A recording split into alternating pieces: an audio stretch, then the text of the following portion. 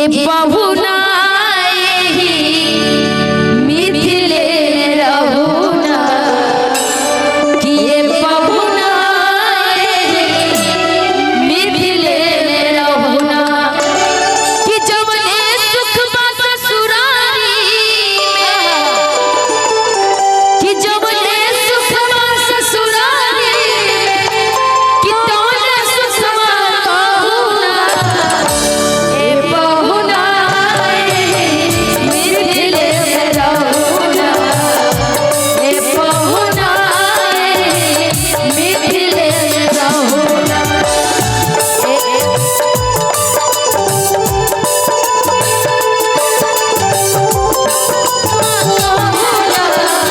ए बहुना मिथिले रहुना ए बहुना मिथिले रहुना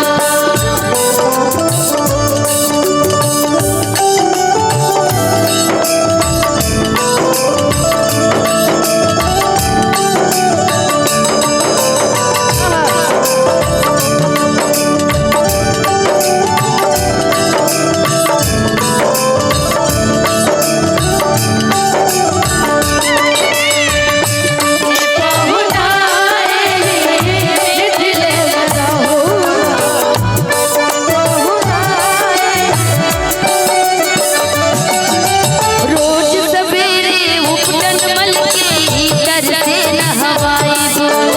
रोज सवेरे उपटन मल के इतर से नहवाई रोज सवेरे उपटन मल के इतर से नहवाई रोज सवेरे उपटन मल के इतर से नहवाई एक महीना के भीतर गरिया से गोर बनाई एक महीना के भीतर गरिया से गोर बनाई झूठ कहत ना मानी तनिको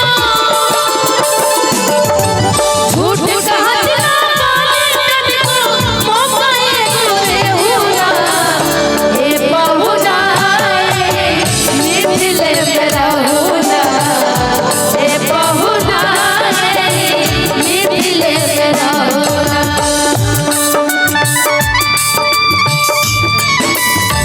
और मिथिला की पावन धरती हमारी बिहार की पावन धरती जहाँ मिथिला जहाँ से मैया जानकी है हमारी हम बड़ी गर्वान्वित होते हैं कि हम बिहार से हैं जहाँ से मैया जानकी है हमारी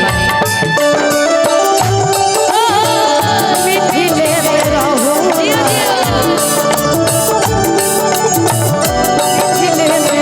नीति नवीन मन भावन व्यंजन पर सब कंचन धारी नीति नवीन मन भावन व्यंजन पर सब कंचन धारी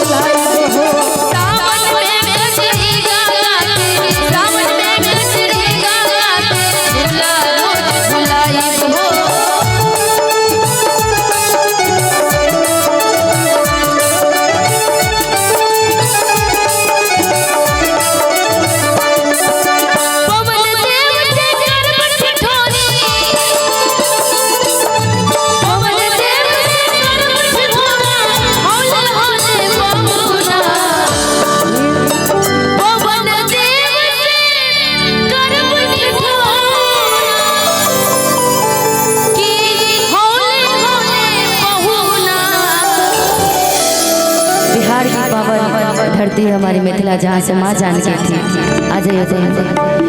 कि पवन